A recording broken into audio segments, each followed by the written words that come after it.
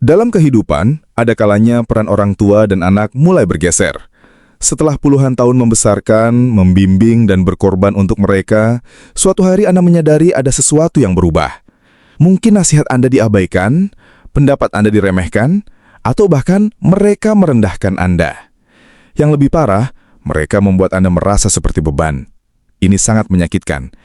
Jika anak-anak Anda mulai memperlakukan Anda dengan tidak hormat, mungkin Anda akan merasa frustasi atau bahkan marah. Anda mungkin ingin mengingatkan mereka tentang semua yang telah Anda lakukan, tentang tahun-tahun yang Anda habiskan untuk memprioritaskan mereka. Tapi, inilah kenyataannya. Marah tidak akan menyelesaikan masalah.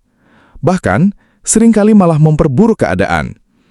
Sebaliknya, ada cara yang jauh lebih efektif untuk mendapatkan kembali rasa hormat mereka, tanpa perlu bertengkar, berdebat, atau menumbuhkan rasa sakit hati. Hari ini, saya akan membagikan 6 hal yang bisa Anda lakukan saat anak-anak Anda tidak menghormati Anda. Ini adalah perubahan pola pikir yang kuat, penyesuaian sederhana dalam cara Anda menanggapi yang bisa sepenuhnya mengubah cara mereka memandang Anda. Beberapa di antaranya mungkin mengejutkan, tetapi jika Anda membaca sampai akhir, Anda akan menemukan cara untuk mendapatkan kembali posisi Anda sebagai figur yang dihormati dan dihargai dalam kehidupan mereka. Mari kita mulai. Tindakan pertama, berhenti mengejar persetujuan mereka.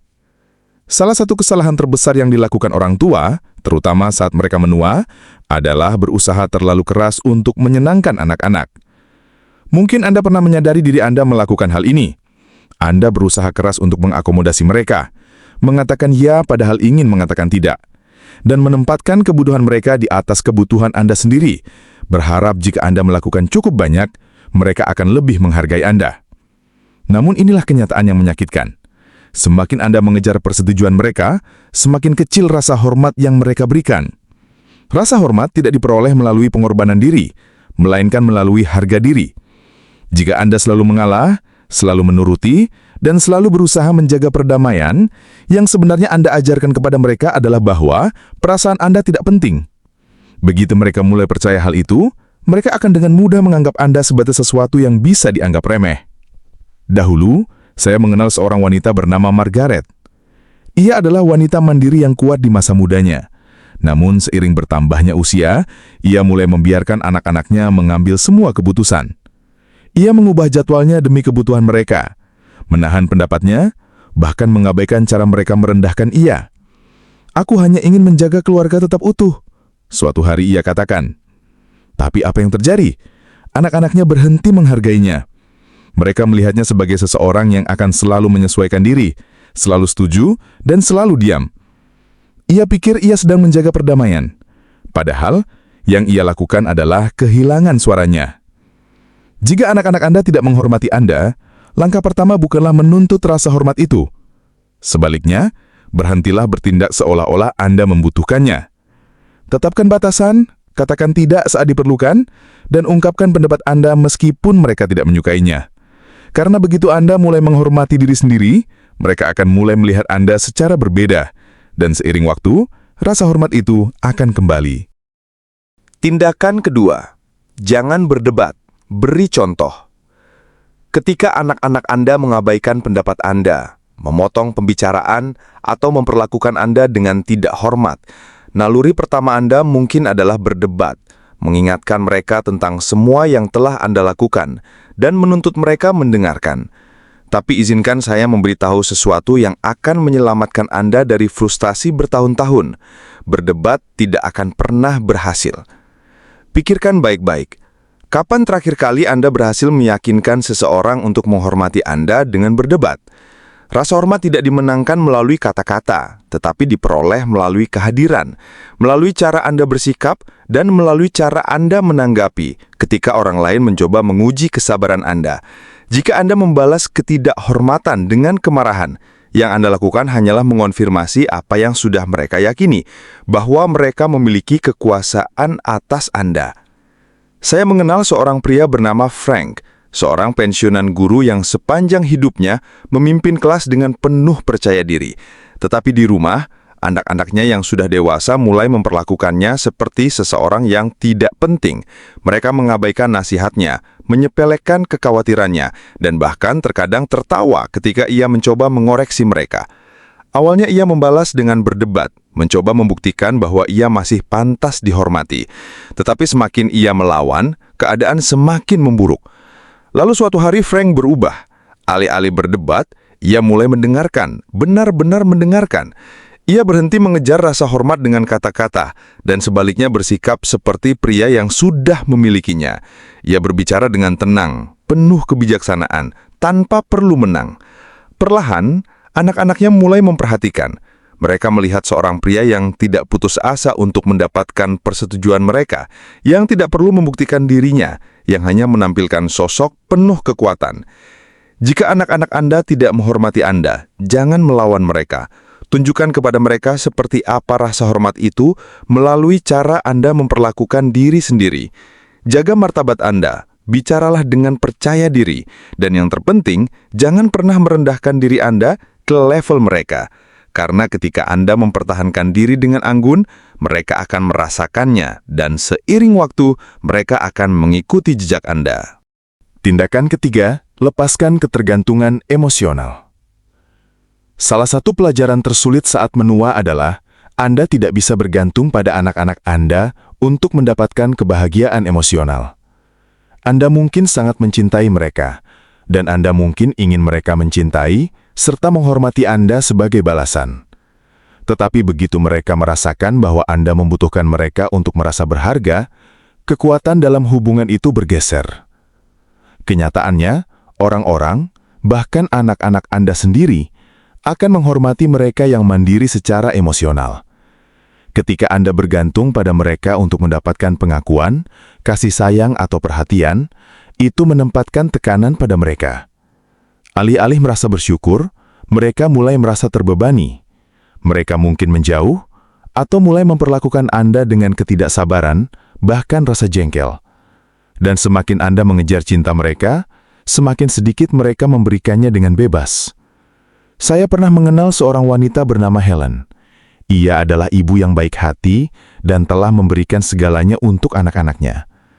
Saat anak-anaknya tumbuh dewasa dan sibuk dengan kehidupan mereka sendiri, ia mendapati dirinya menunggu telepon, berharap mereka akan menelepon. Ketika tidak ada panggilan, ia menelepon mereka, seringkali terlalu sering. Ia mengingatkan mereka betapa ia merindukan mereka, betapa ia berharap mereka lebih sering berkunjung. Tetapi alih-alih mendekatkan mereka, itu justru mendorong mereka menjauh. Mereka mulai menganggap teleponnya sebagai sebuah kewajiban, bukan sesuatu yang mereka nantikan. Kemudian suatu hari, Helen melakukan sesuatu yang berbeda. Ia berhenti menunggu. Ia berhenti menelepon lebih dulu. Sebaliknya, ia mulai fokus pada dirinya sendiri, menjalani hobi baru, pergi bersama teman-teman, dan mengurus kebahagiaannya sendiri. Dan sesuatu yang mengejutkan terjadi. Anak-anaknya mulai lebih sering menelepon. Mereka mulai menghormati waktunya, melihatnya sebagai seseorang yang memiliki kehidupan yang utuh. Pesan ini sederhana. Semakin sedikit Anda bergantung pada anak-anak Anda untuk merasa dibutuhkan, semakin mereka akan mulai menghargai kehadiran Anda. Ketika Anda menunjukkan kepada mereka bahwa Anda bisa berdiri teguh sendiri, mereka akan mulai menghormati Anda. Bukan karena kewajiban, tetapi karena mereka benar-benar mengagumi kehidupan yang telah Anda bangun untuk diri Anda sendiri. Tindakan keempat, tetapkan batasan dan tegakkan. Salah satu alasan terbesar mengapa anak-anak kehilangan rasa hormat terhadap orang tua adalah karena orang tua membiarkannya terjadi. Jika Anda mengizinkan anak-anak Anda berbicara dengan tidak hormat, mengabaikan pendapat Anda, atau memperlakukan Anda seolah-olah waktu dan perasaan Anda tidak penting, mereka akan terus melakukannya.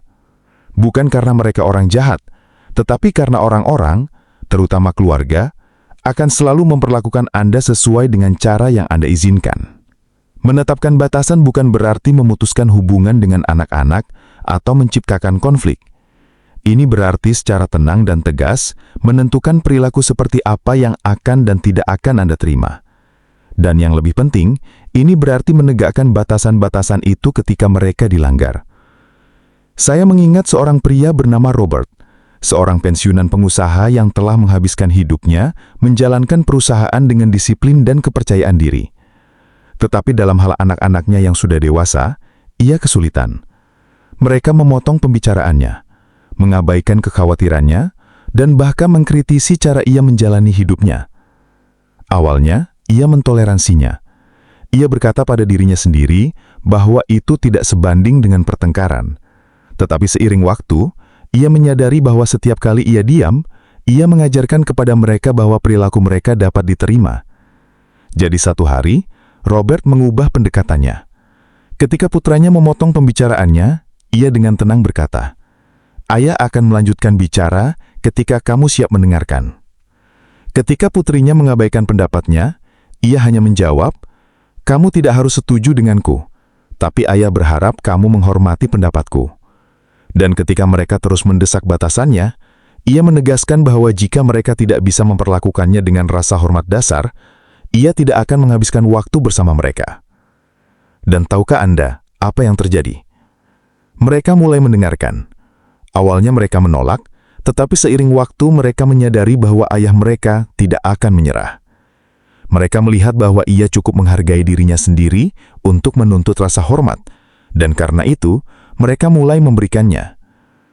Jika anak-anak Anda tidak menghormati Anda, saatnya bertanya pada diri sendiri, apakah Anda membiarkannya terjadi? Karena jika Anda tidak menetapkan batasan, mereka tidak akan melakukannya untuk Anda. Dan jika Anda tidak membela diri sendiri, tidak ada orang lain yang akan melakukannya. Tindakan kelima, berhenti memberi tanpa apresiasi. Salah satu cara tercepat untuk kehilangan rasa hormat adalah terus memberi kepada orang-orang yang tidak menghargainya. Dan sebagai orang tua, kita melakukan ini lebih sering daripada yang kita sadari. Kita memberikan waktu, energi, dan dukungan, bahkan ketika itu tidak diakui, bahkan ketika itu dianggap remeh, bahkan ketika kita hanya disambut dengan sikap merasa berhak. Tetapi, inilah kenyataannya. Ketika Anda memberi kepada seseorang yang tidak menghargainya, Anda tidak membangun cinta atau rasa hormat, Anda membangun harapan. Mereka berhenti melihat kebaikan Anda sebagai sesuatu yang berharga dan mulai melihatnya sebagai sesuatu yang memang menjadi hak mereka. Dan saat Anda berhenti memberi, mereka tidak merasa bersyukur, mereka merasa terganggu. Saya pernah mengenal seorang pria bernama George, seorang ayah yang selalu dermawan kepada anak-anaknya. Ia membantu mereka secara finansial kapanpun mereka butuh, mengorbankan segalanya untuk membantu dan bahkan mengubah hidupnya untuk mengakomodasi kebutuhan mereka. Tetapi alih-alih rasa terima kasih, ia disambut dengan keluhan. Mereka tidak mengucapkan terima kasih, mereka mengharapkan lebih. Dan yang terburuk, ketika ia akhirnya membutuhkan bantuan mereka, mereka terlalu sibuk. Kemudian suatu hari George berubah. Ia berhenti memberi secara berlebihan. Ia berhenti menawarkan bantuan bahkan sebelum diminta. Dan yang terpenting, ia mulai mengatakan tidak ketika memang seharusnya. Awalnya anak-anaknya frustrasi. Mereka tidak mengerti mengapa ayahnya tidak lagi mengalah untuk mereka. Tetapi seiring waktu ada perubahan. Mereka mulai menghargai waktunya dan menghargai usahanya. Karena tiba-tiba mereka menyadari bahwa kemurahan hatinya tidak tak terbatas, itu adalah hadiah, bukan jaminan. Jika Anda merasa anak-anak Anda tidak menghormati waktu, usaha, atau kebaikan Anda, ambillah satu langkah mundur. Tanyakan pada diri sendiri, apakah Anda memberi lebih dari yang seharusnya? Dan jika iya, apa yang akan terjadi jika Anda berhenti? Karena ketika Anda mengajarkan kepada orang-orang bahwa kemurahan hati Anda bergantung pada rasa hormat, mereka akan mulai memperlakukannya seperti itu. Tindakan keenam, bangun kehidupan di luar mereka. Salah satu cara paling ampuh untuk mendapatkan kembali rasa hormat anak-anak Anda adalah dengan menunjukkan kepada mereka bahwa kebahagiaan Anda tidak berpusat pada mereka. Sebagai orang tua, wajar jika kita mengabdikan diri pada anak-anak, menjadikan mereka pusat kehidupan kita. Namun seiring bertambahnya usia, dinamika itu bergeser.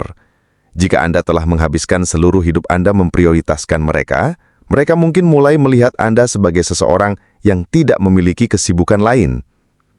Orang-orang menghormati mereka yang memiliki tujuan sendiri, minat sendiri, dan rasa kepuasan sendiri. Jika anak-anak Anda melihat bahwa Anda bergantung pada mereka untuk hiburan, pengakuan, atau makna hidup, mereka mungkin mulai merasa sesak. Atau lebih buruk, mereka mungkin mulai melihat Anda sebagai seseorang yang tidak memiliki kehidupan sendiri. Saya mengenal seorang wanita bernama Eleanor, seorang janda berusia akhir 70-an. Setelah suaminya meninggal, ia mencurahkan segalanya ke dalam kehidupan anak-anaknya. Terus menghubungi, memberikan nasihat yang tidak diminta, dan berharap mereka mengisi kekosongan yang ditinggalkan suaminya. Tetapi alih-alih rasa terima kasih, ia disambut dengan keluhan. Mereka tidak mengucapkan terima kasih, mereka mengharapkan lebih. Dan yang terburuk, ketika ia akhirnya membutuhkan bantuan mereka, mereka terlalu sibuk. Kemudian suatu hari, George berubah. Ia berhenti memberi secara berlebihan. Ia berhenti menawarkan bantuan bahkan sebelum diminta. Dan yang terpenting, ia mulai mengatakan tidak ketika memang seharusnya. Awalnya anak-anaknya frustrasi. Mereka tidak mengerti mengapa ayahnya tidak lagi mengalah untuk mereka. Tetapi seiring waktu, ada perubahan. Mereka mulai menghargai waktunya dan menghargai usahanya. Karena tiba-tiba mereka menyadari bahwa kemurahan hatinya tidak tak terbatas. Itu adalah hadiah, bukan jaminan. Jika anak-anak Anda tidak menghormati Anda, tanyakan pada diri sendiri. Apakah mereka melihat Anda sebagai seseorang dengan kehidupan yang bermakna? Atau apakah mereka melihat Anda sebagai seseorang yang hanya menunggu perhatian mereka? Karena ketika Anda menunjukkan kepada mereka bahwa Anda hidup, bukan hanya ada, mereka akan mulai melihat Anda dalam cara yang sama sekali berbeda. Kesimpulannya, rasa hormat bukanlah sesuatu yang bisa Anda tuntut dari anak-anak Anda. Itu adalah sesuatu yang Anda ilhami melalui cara Anda bersikap, melalui cara Anda menetapkan batasan, dan melalui cara Anda menjalani hidup. Jika mereka mulai memperlakukan Anda dengan kurangnya perhatian, pertimbangan, atau rasa hormat, jangan buang energi Anda untuk marah. Sebaliknya, ubah pendekatan Anda. Berhenti mengajar persetujuan mereka, karena semakin sedikit Anda membutuhkannya, semakin mereka akan memberikannya. Berilah contoh, karena martabat Anda berbicara lebih keras daripada kata-kata. Lepaskan ketergantungan emosional, karena semakin Anda mandiri, semakin mereka akan menghormati kehadiran Anda. Tetapkan batasan, karena orang akan memperlakukan Anda seburuk yang Anda izinkan. Berhenti memberi tanpa apresiasi, karena ketika kemurahan hati dianggap remeh, ia kehilangan nilainya. Dan yang terpenting, bangunlah kehidupan di luar mereka, karena orang menghormati mereka yang memiliki tujuan, kebahagiaan, dan rasa kepuasan sendiri. Jika Anda melakukan hal-hal ini, sesuatu yang luar biasa akan terjadi. Anak-anak Anda akan mulai melihat Anda dalam sudut pandang yang berbeda, bukan sebagai seseorang yang menunggu perhatian mereka, tetapi sebagai seseorang yang mendapatkan rasa hormat hanya dengan menjadi diri sendiri. Dan seiring waktu, rasa hormat itu akan kembali kepada Anda, bukan karena Anda menuntutnya, tetapi karena Anda mendapatkannya. Apa satu hal yang Anda pelajari hari ini? Dan bagaimana Anda berencana menerapkannya dalam hidup Anda? Bagikan pemikiran Anda di kolom komentar di bawah ini. Kami akan senang mendengarnya.